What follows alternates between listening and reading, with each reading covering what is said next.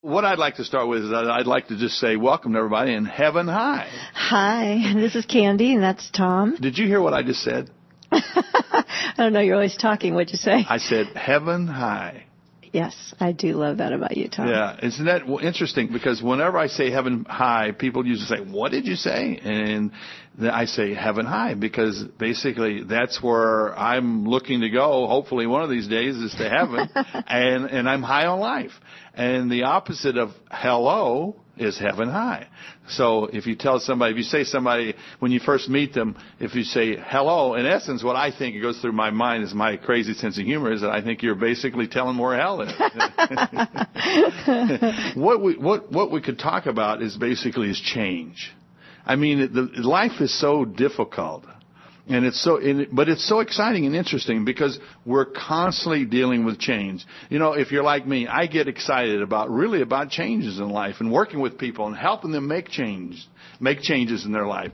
Because to me, that's the most exciting thing there is to really teach, give back, share.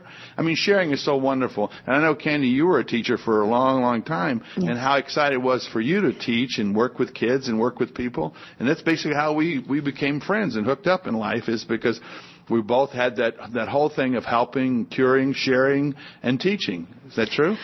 I just think it is one of the most important things that you can do is to share your knowledge. And I think that your new book, Tom, is something that it's going to blow people away because your knowledge is so right on and so spectacular that, it's like, wow, here it all is in one little nice book and we can change our lives. That's what your new book, Acting for Real, is about, is being generous with this knowledge that you've given to the major stars. I mean, people call you the coach of the stars, and I know that you get embarrassed and you're modest, but that's who you are. And now this book's written for us, for me, for the people around the corner, for the teachers and the moms and the rest of the world. And don't forget those single people that are out there looking to try to hook up and become a wife or a husband or a lover or a friend or whatever. What I really like to talk about is how you can develop skills and how you can make changes in your life and use the same kind of strategies and techniques that an actor uses for stage and screen.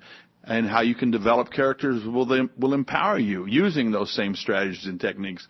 Why I made that transition to help the person out there that's not an actor or a creative person is because if you can just buy into that you are an actor, that you're constantly playing different characters. And the sad thing about that is most people play the negative characters. One of the biggest, when I was eliciting information from people and when I'd ask them certain questions, I found out one of the basic characters that they portrayed was the victim. Woe is me, poor me, why me? We all like that one. Yeah, I mean, that's an easy one that comes by. But let's think about how we can negate or nuke that character and really empower ourselves with other characters that are much more exciting and interesting. And that's why I came up with the creative triangle of success. And, that's what all of us want. I mean, let's face it. We don't really want to be the victim. We want to be successful.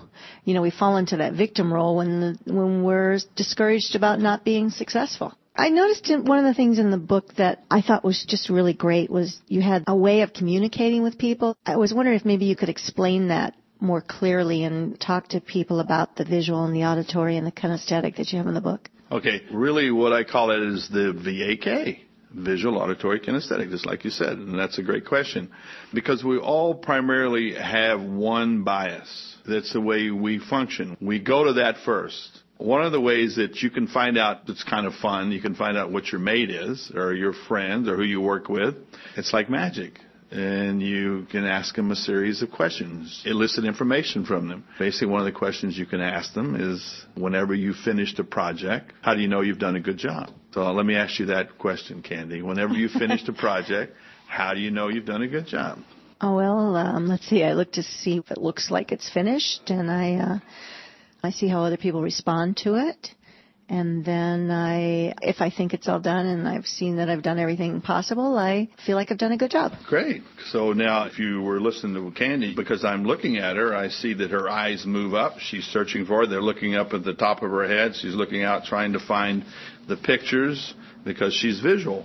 And also her second primary is that she's kinesthetic, and her third is auditory. She used visual words. She said, I could see, I'm looking for it, and so on and so forth.